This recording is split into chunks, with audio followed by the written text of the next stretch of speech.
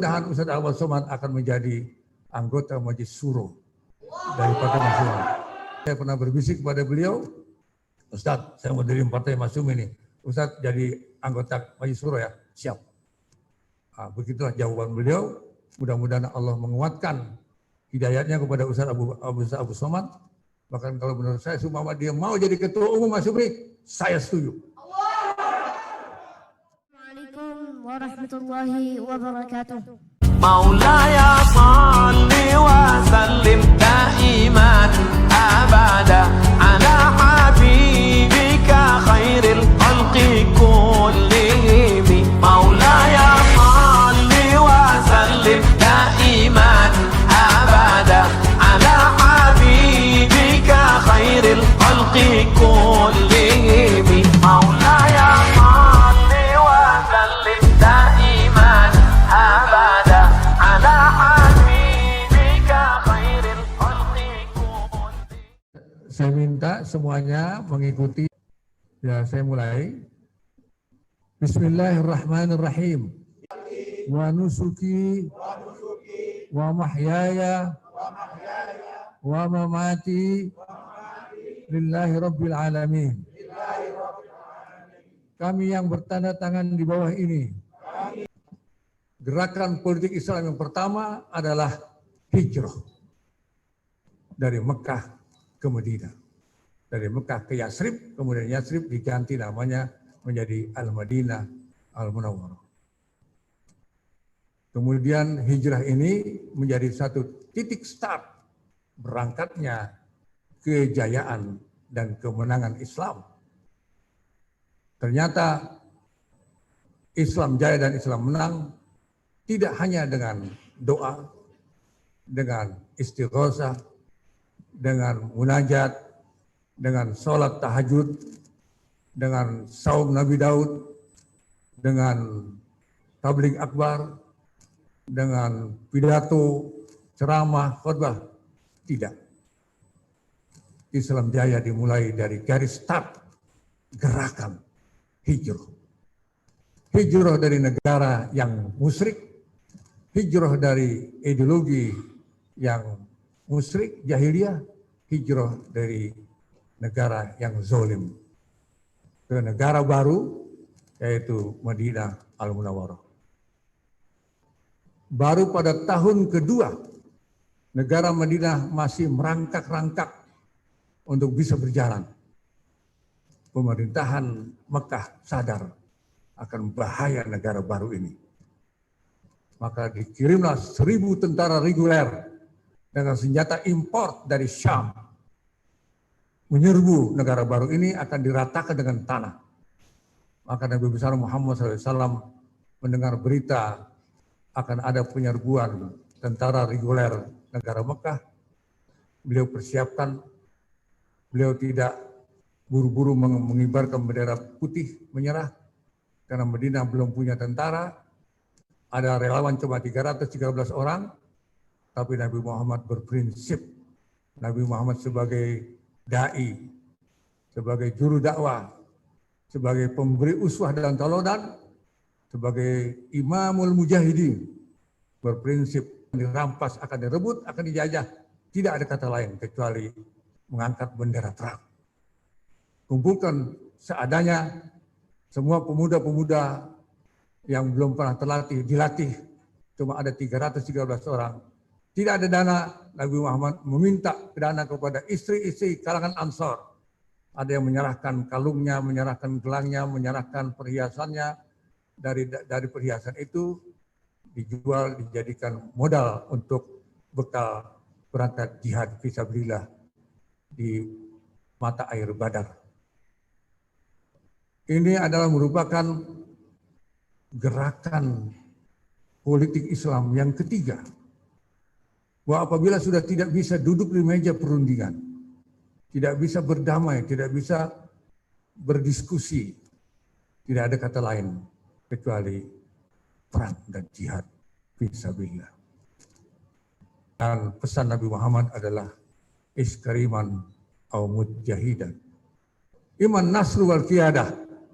Apakah kamu akan menang kemudian memimpin dunia, atau kamu mati syahid tetapi bahagia masuk surga di hari akhirat. Ini ayat harus menjadi keyakinan ideologi Partai Masyumi insya Allah.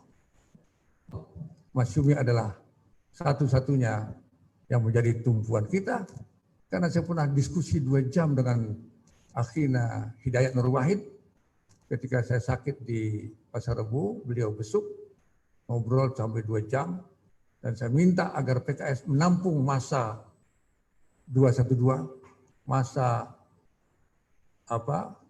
ex PBB. Beliau berpikir lama, panjang, akan musyawarah dulu dengan pimpinan. Akhirnya sampai sekarang tidak ada kabar. Maka saya berkesimpulan PKS tidak bersedia untuk menampung massa umat Islam 212 dan mantan-mantan aktivis PBB. Oleh karena itulah tidak ada jalan lain. Kita mendirikan Partai Masyumi yang dulu pernah berjaya sebagai giliran berjaya ini supaya sampai kepada sekarang ini. Akhir-akhir ini Prancis membela pembuat karikatur yang menghina Nabi Muhammad. Apa yang terjadi? Prancis kan fatwa supaya berhenti memboikot produksi Prancis. Tapi Syekhul Azhar tidak ada cerita apabila Nabi Muhammad dihina, tidak ada cerita kecuali kita harus memboikot Prancis. Sampai-sampai UAS berkelakar di dalam ceramahnya. Saya tidak bisa memboikot produk Prancis. Karena kalau produk Prancis diboikot, nanti mobil SMK produk Indonesia akan diboikot juga oleh negara Eropa. Semua yang hadir tertawa. Begitulah lihainya narasi-narasi yang disampaikan oleh Ustadz Abdul Somad. Mudah-mudahan Ustadz Abdul Somad akan menjadi anggota Majelis Syuro dari Partai Masyumi. Karena beliau sudah bersedia menjadi narasumber di daurah di Sumatera Barat, ya, di Pekanbaru. Dan saya pernah berbisik kepada beliau, Ustadz, saya mau dari Partai Masyumi ini. Ustadz jadi anggota Majelis Syuro ya, siap. Begitulah jawaban beliau.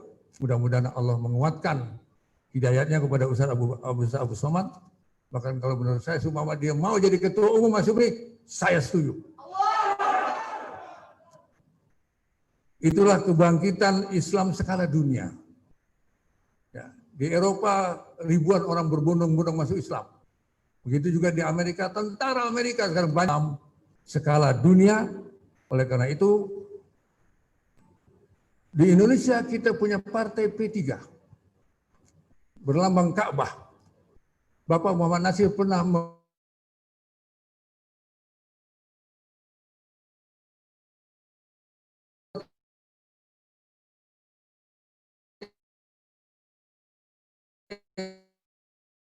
agar pada zaman orang menjadi 2 kubu sampai kepada pengadilan.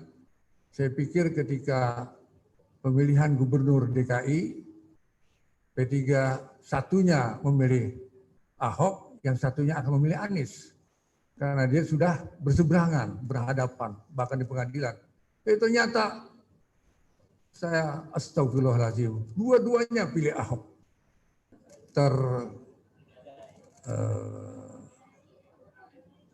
Terkristalisasi, ideologinya terkristalisasi, sehingga PBB, Partai Bulan Bintang, ahli waris Partai Masyumi, antara lain Saudara Ahmad Yani.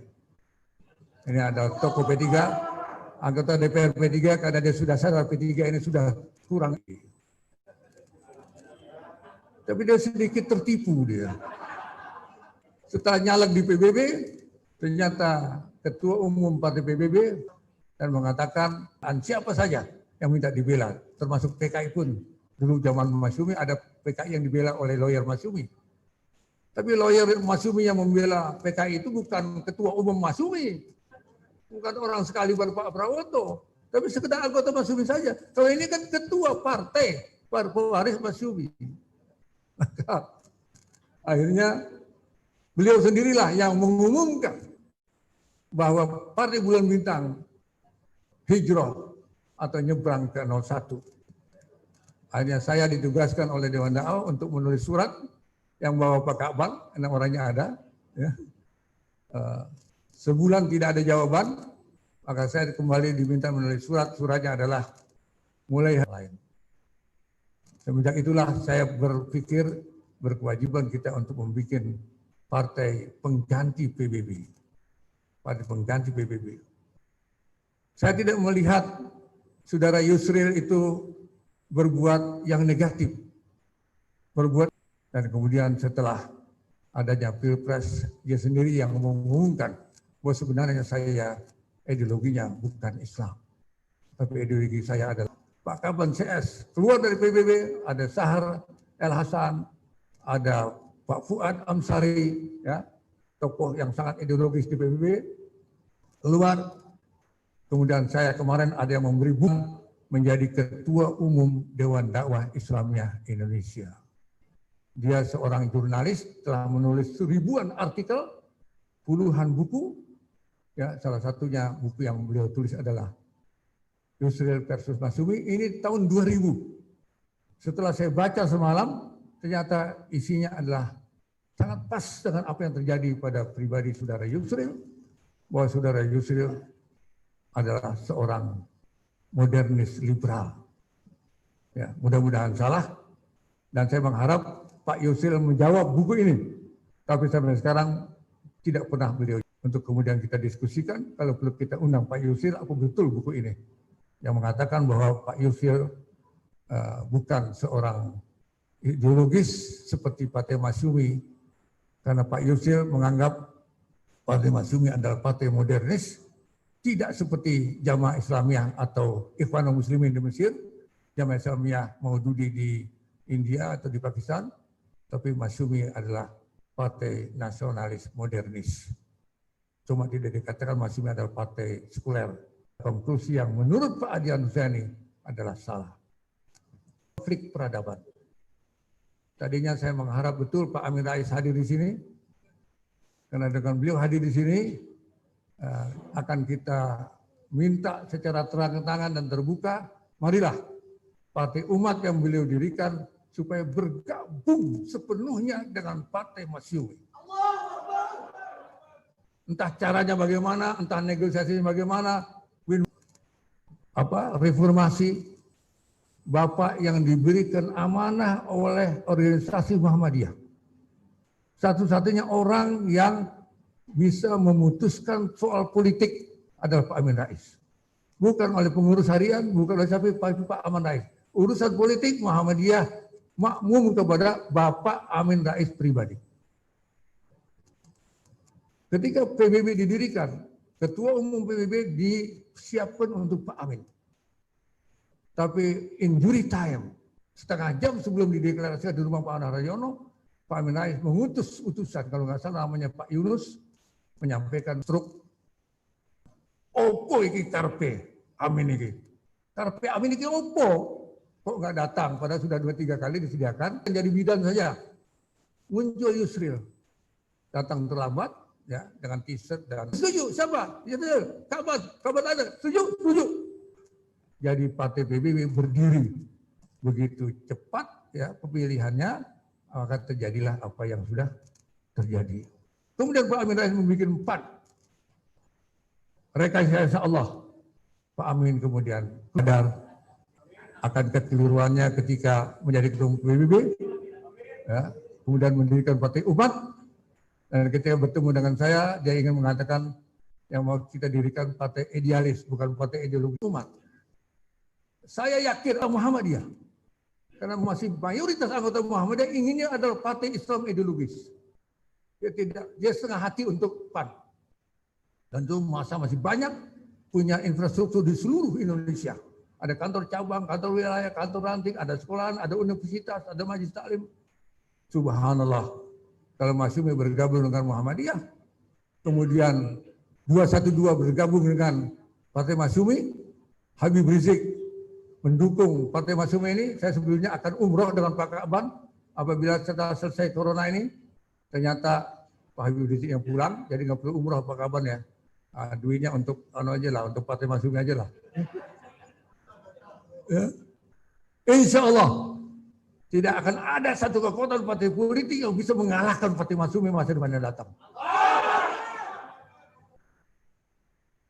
Partai Komunis Gaya Baru akan pingsan kalau mendengar Partai Masyumi bergabung dengan Partai Umat. Didukung oleh 212, didukung oleh P212, oleh FPI. Saya yakin tidak akan menjadi bukti nyata daripada ayat Allah yang mengatakan ada giliran waktunya Islam itu menang, Islam itu kalah. Itulah yang saya maksud adalah yang saya maksud dengan kebangkitan Islam secara nasional. Kemudian yang terakhir, kebangkitan politik Islam dalam skala yang paling kecil, paling mini, yaitu skala Dewan Dakwah. Dewan Dakwah tidak akan ada kalau Masyumi tidak membubarkan diri. Dewan Dakwah tidak akan ada besar seperti ini kalau ketua Dewan Dakwahnya, pendiri Dewan Dakwahnya bukan Pak Nasir. Dan Pak Nasir tidak akan mendapatkan bantuan dari Timur Tengah, dari Kuwait, dari Saudi Arabia, dari Qatar, kalau Pak Nasir tidak pernah menjadi ketua umum Partai Masyumi. Karena dengan tidak pernah menjadi ketua umum Partai Masyumi, Pak Nasir tidak pernah menjadi Perdana Menteri. Berarti adanya Kramat Raya 45, adanya gedung Dewan Dakwah yang dulunya cuma 1 tingkat, sekarang 8 tingkat. Dengan liftnya yang kalau tidak salah disumbang oleh Pak Kabar. Ya. Subhanallah. Sekarang ada kesempatan untuk bikin Partai Masyumi kembali. Maka mudah-mudahan para aktivis fungsionaris Dewan Dakwah menyadari ini, bahwa Dewan Dakwah ini tidak akan ada, gedung ini tidak akan besar kalau tidak ada Pak Nasir, dan Pak Nasir tidak mungkin menjadi orang yang diperhatikan oleh Timur Tengah kalau tidak pernah menjadi ketua Partai Masyumi. Dan saya yakin bahwa Pak Nasir masih hidup, Pak Nasir masih hidup, dulu didirikan Dewan Dakwah untuk berpolitik melalui dakwah, dan ketika masih ada Masyumi berdakwah melalui partai politik, maka insya Allah Pak Nasir akan kembali mengatakan kita berdakwah melalui partai politik. Karena partai politik yang berdakwah akan lebih cepat menentukan kemenangan kekalahan di masa yang akan datang. Sudah 75 tahun kita berdoa, Rabbana atina fid dunya hasanah, Rabbana atina fid dunya hasanah. Setiap sholat kita baca, setiap acara kita baca. Tapi tidak pernah hasanah-hasanah.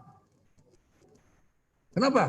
Karena kita tidak menghayati ayat yang mengatakan innallaha la yughayyiru ma biqaumin hatta yughayyiru ma bi anfusihim. Sesungguhnya Allah tidak akan merubah nasib kamu, hai orang-orang Islam, kecuali kamu sendiri yang harus merubah, berusaha, berjuang, berjihad sampai kalian bisa merubah nasib sendiri. Itu ayat suci Al-Quran. Itu sunatullah. Oleh karena itulah saya tutup pidato ini dengan poin yaitu kita wajib memiliki masjid, pesantren, dan kampus. Pesantren-pesantren supaya kita arahkan agar di tahun terakhir setiap kelas memberikan pelajaran perbandingan ideologi dan pelajaran mata pelajaran siyasat syariah, politik syariah. Ada kitabnya, kitab kuningnya oleh Ibnu Taimiyah, ada kitabnya oleh Syekh Mawardi, Al-Ahkam Al-Sultaniyah. Itu kitab kuning itu. Sementara ini pesantren tidak ada yang mengajarkan itu kecuali di Purwokerto. Maka Masyumi supaya masuk ke pesantren-pesantren agar pesantren-pesantren menjadi basis kaderisasi calon pemimpin di Partai Masyumi. Dan saya sudah mengatakan di daurah di Lampung kalau tidak salah atau di Jakarta bahwa pesantren usaha yang di Sukabumi saya akan jadikan pesantren Masyumi. Anggota Partai Masyumi yang memasukkan anaknya ke pesantren saya tidak usah bayar uang ini itu, bayar uang bulanan aja lah, bayar uang makan saja, nggak ada uang pakal, uang gedung, uang ini nggak ada. Kenapa? Karena dia adalah anak Masyumi dan pesantren ini adalah pesantren Masyumi. Insya Allah sebelum saya meninggal akan saya tuliskan pedoman pelajaran dan pendidikan di pesantren lain akan menjadi tokoh-tokoh ulama yang memimpin, bukan ulama yang dipimpin. Dan semenjak pesantren saya dirikan, saya katakan jadilah kamu santri yang alim, amil, soleh, mujahid, dan mukhlis. Di sini ada alumni Husnaya ini tuh, saya bawa sebagai asina. Ya, dari awal berdiri saya katakan kamu jadi santri yang alim, berilmu.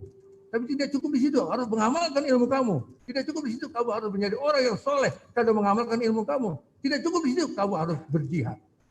Tidak cukup berjihad, kamu harus ikhlas jihadnya. Itulah yang kami inginkan. Maka insya Allah alumni pesantren Zain akan bergabung menjadi kader Partai Masyumi ini.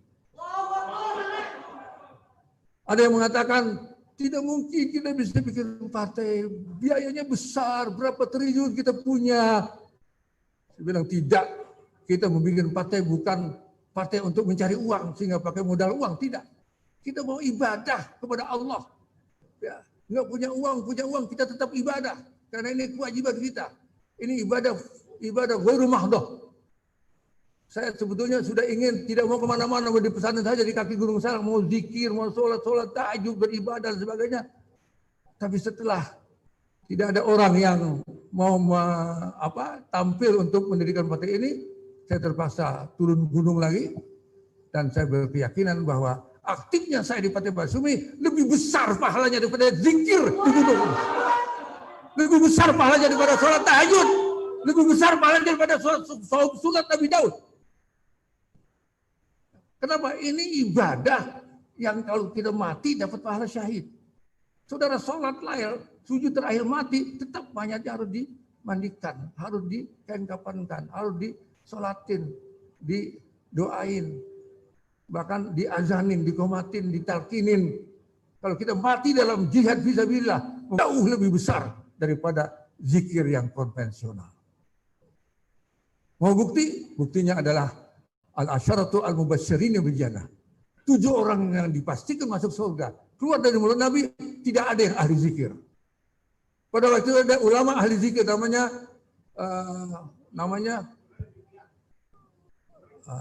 Al-Ghifari. Apa? Abu Dzar Al-Ghifari. 24 jam di masjid. Tapi Nabi Muhammad tidak menyebut nama beliau. Dan disebutnya Abu Bakar Khalifah, Umar Khalifah, Utsman Khalifah, pemimpin negara, Ali Khalifah, Abdurrahman bin Auf, konglomerat pasti masuk surga. Artinya ibadah bisnis dengan syariah pahalanya lebih besar daripada ibadah sunat yang fardiyah. Manfaatnya lebih besar. Ya, Zubair bin Awam seorang tentara. Zaid bin Sa'ad juga, Sa'ad bin Abi Waqqas juga demikian. Oleh karena itulah mulai hari ini kita jangan ragu lagi. Anak kita, isi kita ajak untuk membangun partai politik Islam, ideologi kita bisa mendirikan partai karena tidak punya uang. Sudah mulai saya antisipasi dengan mendirikan Nadi Tabarruk Syahri. Nadi artinya klub, Tabarruk artinya infak, Syahri artinya bulanan. Alhamdulillah sekarang anggotanya baru 50-an orang, sudah terkumpul saldo 12.358.762 rupiah.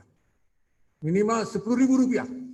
Saya minta 10.000 rupiah saja sebagai tekan kontrak aktif mendukung Partai Masyumi. 10.000 rupiah itu apa artinya sekarang? Kencing di WC umum 2.000 perak, 1 hari 5 kali kencing habis. Uang kencing aja lah masuk pada Nadi ini untuk didaftarkan hanya 10.000 rupiah setiap bulan. Kalian tidak akan jatuh miskin, tidak akan jatuh sakit, tidak akan menjadi fakir dengan masuk anggota Nadi ini. Oleh karena itu mudah-mudahan yang belum masuk supaya masuk ya, bisa daftar kepada Pak Taufik atau kepada sekretaris saya ini Saudara Rifat. Namanya Nadi Tabarruk Syahri. Insya Allah biaya Lampung itu yang sudah dikeluarkan minjem uang pribadi Pak Taufik akan saya ganti dengan saldo daripada ini. Acara ini pun ada yang nyumbang 500 rupiah. Sudah saya serahkan kepada Saudara Taufik, dan nanti apabila punya hutang akan ditutup oleh Nadi ini insya Allah. Apalagi kalau yang nunggak-nunggak itu bayar. Ini Pak Kaban ini nunggak ini ya. Baru bayar 2 bulan. Ya. Kalau Pak Kaban bayar selesai semua ini. Itulah yang bisa saya sampaikan sebagai pengantar acara ini. Mudah-mudahan Allah Subhanahu wa taala menjadikan ayat An-Nasr itu menjadi kenyataan. A'udzubillahi minasyaitonirrajim. Idza ja'a nasrullah wal fath wa ra'aitan nasa yadkhuluna fi dinillahi afwaja. Apabila pertolongan Allah telah datang, ya, maka kemenangan akan Anda lihat sendiri. Manusia berbondong-bondong masuk ke dalam agama Allah. Partai Islam ideologi Masyumi adalah partai dakwah. Ya, ud'u ila sabil rabbika itu adalah urusan pribadi. Jadi setiap umat Islam wajib berdakwah. Marilah kita berdakwah dengan menggunakan partai politik. Ya, karena sampai sekarang PDIP bisa menang, padahal anggotanya mayoritas umat Islam. Megawati juga Islam itu, Islam ya Megawati. Semuanya Islam, Pak. Tapi kok dia menang dan dia anti-Islam, ingin merubah Pancasila dan sebagainya. Maka satu-satunya jalan untuk mengantisipasi ini adalah Partai Masyumi ini. Insyaallah. Billahi taufiq wal hidayah. Wassalamualaikum warahmatullahi wabarakatuh.